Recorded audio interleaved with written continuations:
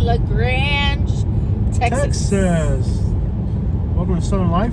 Today we're going to be exploring a town that's between Austin and Houston. It's kind of a rural area, but we're going to drive through the actual town as well. We're going to take the business route. We can stay on the bypass, which we're on now. We can go on the business route. We're going to take the business route so you guys can see what this town's about. Beautiful country area. Not bad looking. Far enough south to where the winters aren't too brutal. Stags are right here. Alright. Bridge may be icy. It's 57 degrees. It's not going to be icy. We're in Fayette County, Texas, near the Colorado River. And this is the Texas German Belt. Now, last time we explored Texas German Belt towns, they were in bad shape. So I hope this town is in better shape. Nobody coming on this end. Okay, going on this end. Last time we explored Texas German Belt towns, we explored a few towns that were in bad shape. So hopefully this town is in better shape. We'll find out. And yes, there is a German Belt in Texas. They've been here for a while. Lots of old Victorian homes, and but like I said, for some reason, the ones with other towns we've seen were in bad shape. But a brand new Pizza Hut, they're closing in most places. A brand new Taco Bell, that's good. A Southern Lumber. The fact that there's a few good new businesses here is a good sign so far. Yeah. When I was a kid, I liked that pizza. I like going Pizza Hut. But now you're an adult, you're just like, Yeah, kids have a taste for garbage food. I'm not sure why. like macaroni and cheese, and I remember when I thought Kraft macaroni and cheese was like the greatest thing ever. They have a new Hampton Inn. Yeah. That's good. New hotels are a very good sign, because new hotels means that people are usually coming to work in your town. Yeah. New hotels are definitely a very good sign. At a Ford dealership, for a town of 4,300 people to have a Ford dealership, several cows right there. That looks good. A motel to your hotel, but it is what it is. Yeah. For a town of 4,000 people to have a Ford dealership's not bad. Yeah.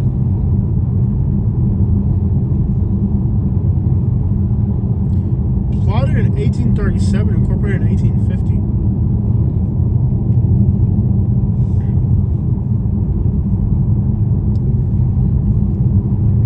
This was already here in the 1880s. Yeah. Thriving little town by 1908. Yeah. Lagrange was the site of an early crossing of the Colorado River along the La Bahia, lower road of El Camino Real, the King's Highway. They got a bridge. Nice. It was the Colorado River. Colorado River. You got the Colorado, man. We were crossing the Colorado. I like bridges. Yeah, me too. The earliest Anglo-American settlers were the Powells, the Buckners, but some of the names go back to the Spanish period.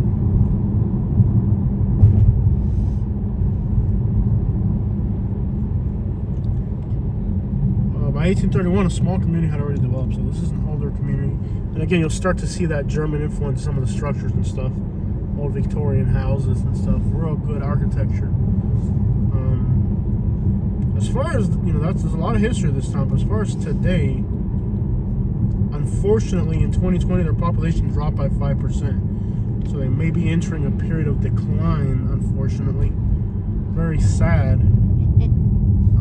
Those periods of decline are not good, because they usually stick around for a long time. Hopefully they can bounce back from that, get some growth. I'm going to tell people here that live in this town is they better welcome whoever moves to this town. I don't care if they're from California or Oregon or from another planet. Whoever moves to this town, you better welcome them and help them, because your town is going to look like those towns. You know, if you guys continue this trajectory of not growth, your town will become abandoned. In the United States, especially in the state of Texas, your town is either becoming better or becoming nothing. And when I look at your analytics here, you've lost 5% of your population in the last, from 2010 to 2020. You lost 5. That means 1 in 20 people left. That's not good, especially in a state like Texas that's growing. And my advice to the people of this town here in Texas is go to Big Springs, Texas, and see what a town. Well, you don't have to go too far. There's towns not far from here that have lost population. But go to Big Springs, Texas, and look at a town that lost its people, and see what their once majestic homes and buildings look like today. Pile of crap. So welcome people to your town. Help people that are in the town have the resources they need to stay here. Looks like a beautiful town with a nice downtown. There's some businesses still left. Welcome people. Help people that are here stay here, because if you don't, once you enter that downward spiral of population loss, you're not really going to bounce back from that. So, unfortunately, in the year 2000, there were more people in this town than there are today. It's not good.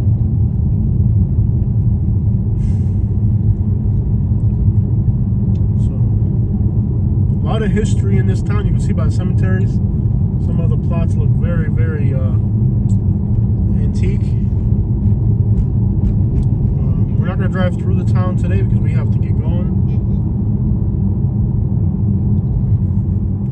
You can take a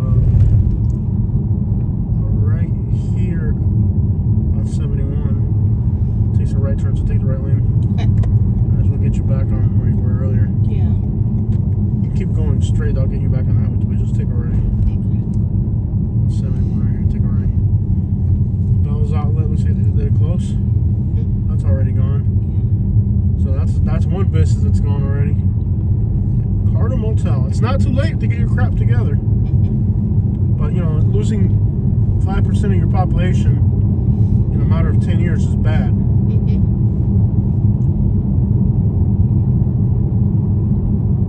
That is definitely not good.